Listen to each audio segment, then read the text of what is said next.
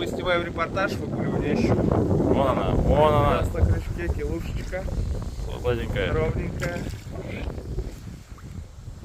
Мразь, я только сказал, что я должен был поймать. Ну, так бывает, Петрочка. Да, слушай, ничего. А, килушечка. Нихера себе лучше, да тут два же. Я тебе отвечаю.